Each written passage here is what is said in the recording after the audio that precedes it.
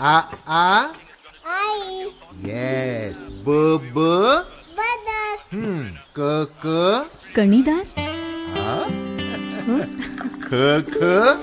खमंग. गोकुळतू.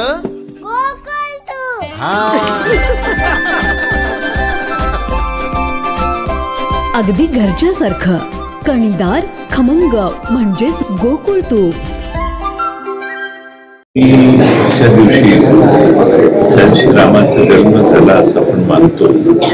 त्या दिवशी त्याचं प्राणप्रतिष्ठा झाली असती, प्रतिष्ठापना झाली असती तर त्याला प्रचंड मोठं स्वरूप निर्माण झालं असतं. पण लोकसभेच्या निवडणुकांची आचारसंहिता असल्यामुळे कदाचित ते आधी घेतलेलं नसते. त्याच्यात विशिष्ट हेतूही असण्याची शक्यता मी नाकारत नाही. पण ही न्यासाची जबाबदारी आणि राम मंदिराचं काम पूर्ण व्हायचं आहे आणि न्यासाने हे ठरवलं पाहिजे. न्यासाने हा निर्णय घेतला असेल की आपल्याला हे आधी करायचं. आता ज्यामुळं ते करतायत त्यात आपण सहभागी व्हायला त्याच्यात वाद घालण्यात मला काही फार स्वारस्य वाटत नाही. राम मंदिराची उभारणी रामाच्या मूर्तीची प्रतिष्ठापना होते त्याच्यात सगळ्या रामभक्तांचा आनंद आहे. आणि उत्तर भारतामध्ये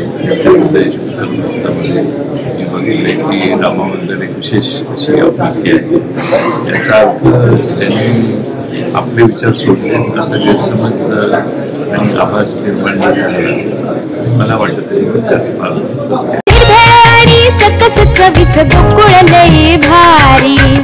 गोकुळ दूध आणि दर्जेदार दुग्ध उत्पादने. चव आहे कोल्हापुरी. गोकुळ लई भारी.